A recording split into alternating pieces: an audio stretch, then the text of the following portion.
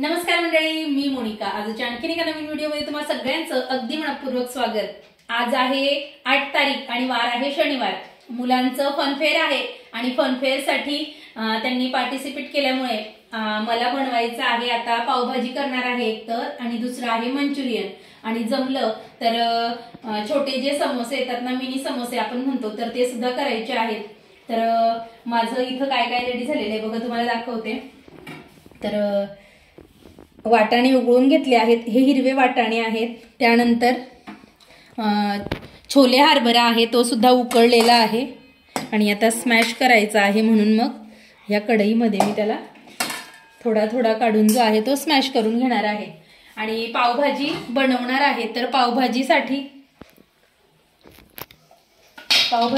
जे सारण लागतं म्हणजे भाज्यांचं, बटाटे, कोबी वगैरे, तर ते सारण सुद्धा माझं रेडी आहे बनून।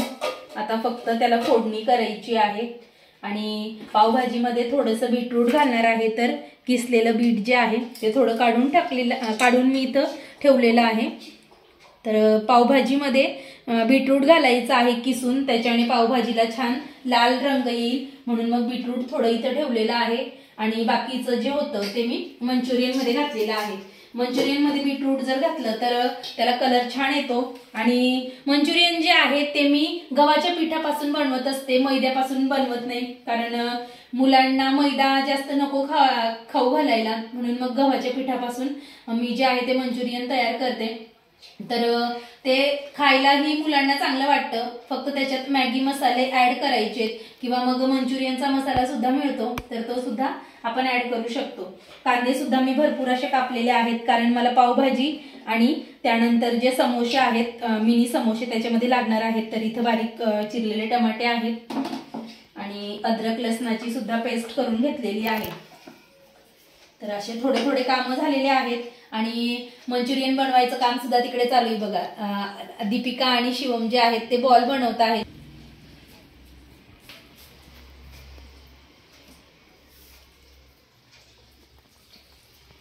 तर त्यांना सुद्धा मजा वाटते, असं काही राहिलं की मग मुलांना अशा पद्धतीनं कामं दिली छोटी की त्यांना सुद्धा आनंद मिळतो आणि आपलं सुद्धा काम पटकन होतं।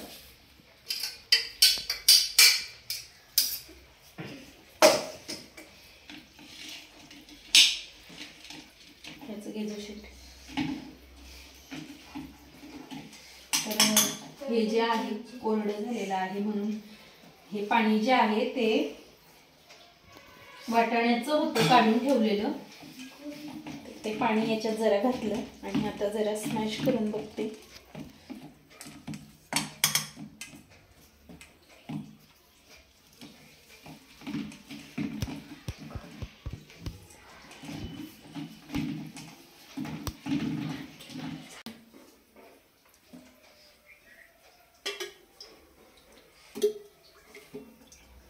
सुरुवातीला पावभाजी करायची होती, त्यासाठी कढईमध्ये तेल घेत होती।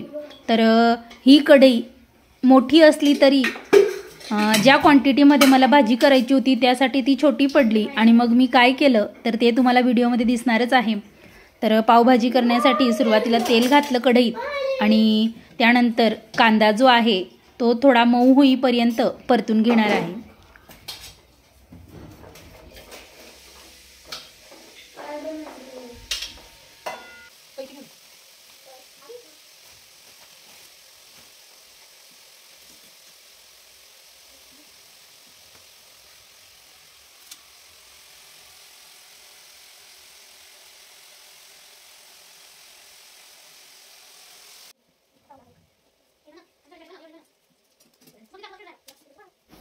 कांदे, टमाटे, अद्रक लसणाची पेस्ट सर्व घालून व्यवस्थित मऊ होईपर्यंत त्याला शिजवून घेणार आहे। आणि बाजूला कढईत तेल तापवत ठेवलं आहे, तर ते मंचुरियनचे बॉल जे मुलं बनवत आहेत तर ते त्याच्यात तळणार होती। तर मुलांच्या बघा 2 ताट हे बॉल्स बनवून तयार झालेले आहेत आणि तिसरा ताट जो आहे तो त्यांनी असं मस्त मांडता येते आणि मंचुरियनचे बॉल करताना त्यांना सुद्धा मजा येते।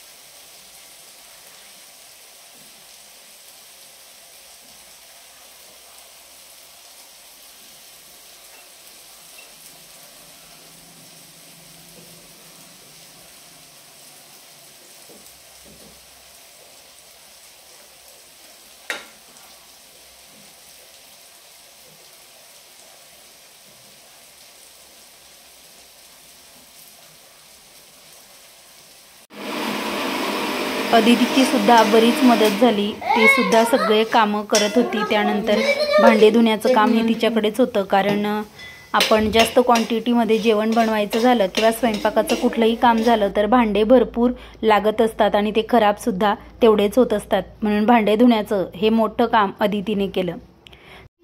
पावभाजी बनवण्यासाठी जो मसाला होता कांदे आणि टमाट्याचा तो मऊ झाला आणि त्यानंतर तो मसाला जरा बाजूला सारून मध्ये तूप घातलं आणि त्यानंतर लाल चटणी, हळद आणि थोडंसं मीठ घालून तो मसाला जो आहे तो परतून घेतला. आता हे बीटरूट घालत आहे. बीटरूटने पावभाजीला कलर खूप छान येतो, तर तेलामध्ये बीटरूट सुद्धा घालून घेत आहे मसाल्यामध्ये. ते चांगलं परतल्यावर त्याला सुद्धा एक चांगला असा रंग येईल.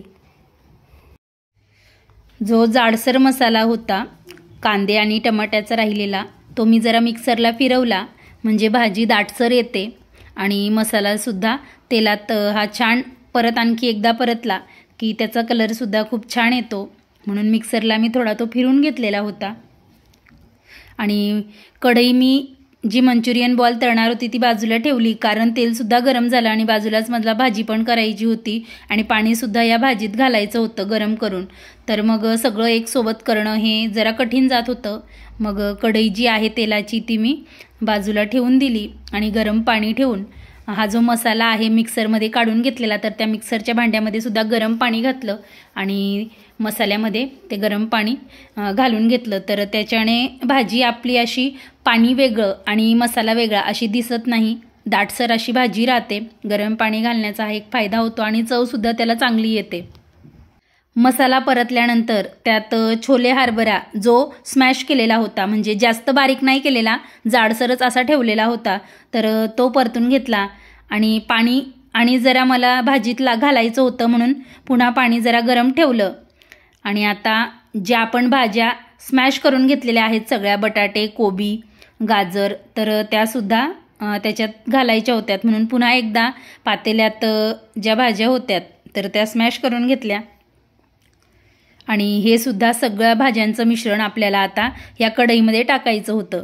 कढई आता मला छोटी वाटत होती, पण थोडा वेळ म्हटलं परतून घेऊया, पण ते शक्यच झालं नाही, कारण कढई छोटी होती आणि मसाला हा खूप जास्त होता. भाजी थोडी जास्त क्वांटिटीमध्ये बनवायची होती. मग विचार केला की आपण काय करू शकतो, तर माझ्याकडे मोठी कढई नाही, म्हणून मग मी जी तगारी असते ॲल्युमिनियमची तर ती ठेवायचा विचार केला आणि तगारीला छान धुवून घेतली आणि मग ती तगारी जी आहे तिच्यामध्ये हा मसाला परतवायचं ठरवलं. आता भाज्या सगळ्या तशा शिजलेल्याच होत्या आणि मसालासुद्धा आपला चांगला परतलेला होता, त्यामुळे मग ते फक्त भाजीला उकळ आणायची होती आणि चांगली एकजीव होईल अशी परतायची होती. तर मग ह्या मोठ्या तगारीमध्येच ही भाजी काढली आणि त्याच्यातच जो सगळा राहिलेला मसाला होता भाज्यांचा आणि थोडं पाणीसुद्धा भाजीत घालायचं होतं, तर मग त्या पद्धतीनं ही तगारीच मला बरी वाटली, तर त्यासाठी तगारीमध्येच मी सगळं केलं. भाजीत गरम करूनच पाणी मी वापरलेलं आहे. आणि आता सगळ्यात शेवटी जो पावभाजीचा मसाला येतो तर तो मसाला घातलेला आहे. आपण घरचे जरी मसाले घातले तरी बाहेरचा हा पावभाजी मसाला घातल्यानंतर छान अशी चव येते.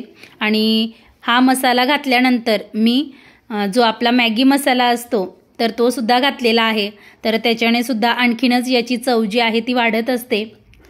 तर तो सुद्धा मॅगी मसाल्याचे 2 पाकिटं मी याच्यात घातलेले आहेत. त्यानंतर सगळ्यात शेवटी मीठ घालून घेतलं. मसाल्यापुरतं तसं मी मीठ घातलेलं होतं, म्हणजे कांदा आणि टमाटे परतण्यासाठी, ते मऊ होण्यासाठी मीठ घातलेलं होतं, पण सगळ्या भाजीला अंदाज येईल त्या पद्धतीने चवीनुसार मीठ घालून छान असं मिक्स करून घेतलं आणि त्याला चांगली अशी उकळी येऊ दिली. कोथिंबीर जी आहे ती मी शेवटी घालणार होती. पावभाजी जी आहे ती छान उकळी येऊन शिजली आणि त्यानंतर मग मी मंचुरियनचे बॉल होते ते मुलांनी तयार तर करून ठेवलेलेच होते, तर मग कढईत तेलसुद्धा तापलेलं होतं आणि त्याच्यात बॉल जे आहेत ते आता तळण्याचं काम मी करत होती. आणि बाजूलाच म्हटलं चला आपल्याला मिनी समोसा पण करायचा आहे, तर त्याचा जो मसाला आहे तो सुद्धा तयार करून घेऊया, कारण मंचुरियन बॉल तळायला खूप सारा वेळ लागतो. कढईत सर्वात आधी तेल घालून घेतलं आणि त्यानंतर कांदा, टमाटा आणि अद्रक लसणाची पेस्ट ही त्याच्यात परतून घेतली. कांदा छान मऊ होईपर्यंत परतवला. त्यानंतर मग बारीक चिरलेले टमाटे घातलेत आणि अद्रक लसणाची पेस्ट ही त्याच्यानंतर घातली. तर असे सगळे हे जे आपले इन्ग्रेडियंट्स आहेत ते छान असे मऊ होईपर्यंत आपल्याला शिजून घ्यायचे आहेत. आणि बाजूला माझं मंचुरियनचे बॉल तळणंसुद्धा चालू होतं. आता मिनी समोस्याचं हे जे मिश्रण होतं तर त्याच्यात जाडसर अशी कुटून घेतलेली बडीशोप घातली. त्यानंतर हळद, लाल चटणी, धनेपूड, जिरे पावडर ह्या पद्धतीनं सगळे मसाले जे आहेत ते ॲड करून घेतलेत आणि छान असे परतून घेतलेत. आणि बाजूला जे आहे ते मंचुरियनचे बॉलसुद्धा माझं तळणं चालू होतं. आता ह्या मसाल्यामध्ये ॲड करायचं होतं ते बटाटे, हरभरा, छोले हरभरा आणि वाटाणे. तर ते सुद्धा थोडेसे असे स्मॅश करून घेतले, जास्त नाही, कारण बटाटा आणि वाटाणा हा दाताखाली आला की तो छान असा लागतो खाण्यासाठी, म्हणून मग त्या पद्धतीनं थोडा जाडच काप मी बटाट्याचे ठेवलेले होते. आणि छान असं हे मिश्रण परतून घेतलं. तर तुम्हाला दिसत असेल की गॅसवर मी ते थोडं स्मॅश करत गेली आणि मग अशा पद्धतीनं आपला मसाला जो आहे तो तयार झालेला होता. आता मी याच्यात गावरानी कोथिंबीर घातली मस्त बारीक चिरलेली. आणि मीठ जरा मला कमी वाटत होतं म्हणून पुन्हा एकदा थोडंसं मीठ घातलं. आणि कणिकमध्ये सुद्धा मीठ घालण्याचं मी विसरली म्हणून कणिकमध्ये सुद्धा वरूनच मीठ घातलं. आता थोडं पाणी लावून त्या कणिकला ते मीठ जे आहे ते मी चोळून घेणार आहे. आता ही कोथिंबीर छान अशी त्या आपल्या मिश्रणात जे आहे ती एकजीव करून घेते आणि मग जे मिनी समोसे आहेत ते मी करायला घेणार आहे. तर छोटी अशी पोळी लाटून घेतली आणि त्याचे मधोमध 2 काप केलेत आणि त्यानंतर चमच्याच्या साहाय्याने त्याच्यामध्ये हे बॅटर जे आहे ते फिल करून घेतलं. आणि पाणी घेतलेलं आहे त्या पातीला लावण्यासाठी, जेणेकरून ती चांगल्या पद्धतीने बंद होईल. तर पाण्याचा हात लावून तिला बंद करून घेतलं. अगदी सोपे असतात समोसे तयार करण्यासाठी. तर बघा, तुम्हाला दिसतच असेल की छोटा असा समोसा आपला एक तयार झालेला आहे.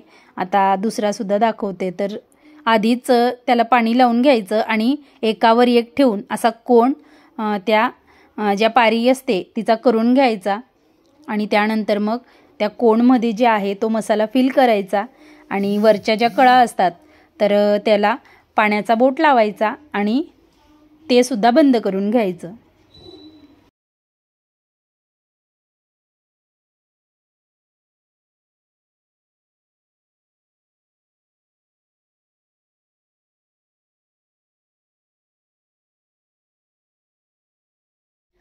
तर संध्याकाळी 5:30 वाजता फनफेअर जे आहे ते चालू होणार होतं. तर फनफेअरच्या टेबलावर गणपती बाप्पा आणि माता अन्नपूर्णा यांच्या मूर्त्या आम्ही घेऊन गेलेलो. तर त्यांची आधी स्थापना केली आणि अशा पद्धतीनं डब्यामध्ये, एका डब्यात पावभाजी, दुसऱ्या डब्यात मिनी समोसे आणि एक छोटा डबा होता त्याच्यात मंचुरियन. तर अशा पद्धतीनं मांडलेलं. आणि आजूबाजूला तुम्ही बघू शकतात की सगळ्या मुलांनी आपापले स्टॉल लावलेले होते. अदितीजवळसुद्धा तिच्या मैत्रिणी ह्या समोसा किंवा मंचुरियन घेण्यासाठी ज्या आहेत त्या आलेल्या होत्या. तर रात्री 9 वाजेपर्यंत हे फनफेअर जे आहे ते चालणार होतं. मागच्या 3 वर्षापासून मुली ज्या आहेत त्या फनफेअरमध्ये पार्टिसिपेट करत आहेत. यावर्षी तसा आमचा भाग घ्यायचं काही मन नव्हतं, पण अदितीच्या मॅडम खूपच आग्रह करायला लागल्यात की तुम्ही करू शकतात आणि मुलीसुद्धा खूप काही याच्यातून शिकतात. तर त्यामुळे मग म्हटलं की चला पुढच्या वर्षी आपल्याला याच्यात भाग घेता येतो का नाही माहिती नाही, पण ह्या वर्षी तरी आपण भाग घेऊयात. आणि मग अशा पद्धतीने सगळं जुळून आलं. पण ज्या दिवशी असं काही करायचं राहिलं तर खूप माणूस दमून जातो आणि मुलंसुद्धा मदतीला येतात, त्याच्यात काही वाद नाही. आणि खूप सारं ते शिकतात.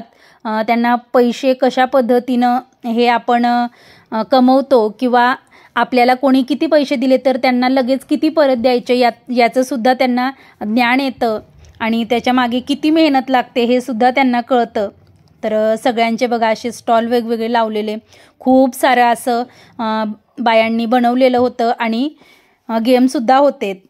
तर अशा वेगवेगळ्या पद्धतीने स्टॉल लावलेले आहेत. कोणी पाणीपुरी लावलेली, तर कोणाकडे थालीपीठ होतं, वेगवेगळे असे गेम होते. तर खूप मजा आली त्या दिवशी. तुमच्याकडे सुद्धा अशा पद्धतीने मुलांसाठी फनफेअर हे शाळेत आयोजित केले जातात का? नक्की कमेंट करून सांगा.